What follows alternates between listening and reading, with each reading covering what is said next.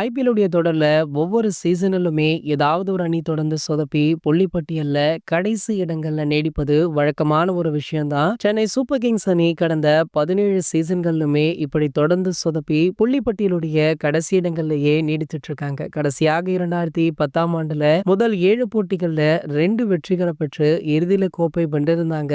அப்போது அணி மிகவும் பலமிக்கதாக இருந்தது. ஆனா தற்போது சென்னை சூப்பர் கிங்ஸ் அணில பேட்டிங் வரிசை மோசமாக இருக்கு. கேப்டனாக செயல்பட்ட ருத்ராஜ் கேக்வாட்டுமே காயம் காரணமாக விலகிவிட்ட நிலையில தற்போது மீண்டும் மகேந்திர சிங் தோனி கேப்டனாக செயல்பட்டு கொண்டும் இருக்காரு. கடந்த லீக் போட்டியில லக்னோ சூப்பர் ஜெயின்ஸுக்கு எதிராக விளையாடிய சிஎஸ்கேவில் கேப்டன் மகேந்திர சிங் தோனி தன்னுடைய வலது காலை இயல்பாக நகர்த்தி விளையாட முடியாமல் சிரமப்பட்டிருக்காரு. சில வருடங்களுக்கு முன்னாடி அவருக்கு அந்த காலில் தான் அறுவை சிகிச்சை செய்யப்பட்டது. இந்த நிலையில லக்னோ சூப்பர் ஜெயின்ஸ் அணிக்கு எதிரான போட்டியில விளையாடிய பொழுது விக்கெட் கீப்பிங் செய்த பொழுது தோனி தன்னுடைய வலது கால இயல்பாக நகர்த்த முடியாமல் சிரமப்பட்டிருக்காரு. மேலும் பேட்டிங் செய்த போதும் கூட சிங்கிள் ஓடும் பொழுது வலது காலை இயல்பாக நகர்த்த முடியாமல் தாங்கியபடி ஓடியிருக்காரு. ஆகையால பாத்தீங்கன்னா இந்த இன்ஜூரி தற்போது கொஞ்சம் சிவியர் ஆகியிருக்கா. ஆகையால அடுத்து மும்பைக்கு எதிரான போட்டியில தோனி அவர்கள் விளையாட மாட்டார் அப்படின்றது கிட்டத்தட்ட உறுதியுமே செய்யப்பட்டிருக்கு. அப்படி இருக்கும் பட்சத்துல சிஎஸ்கே அணிய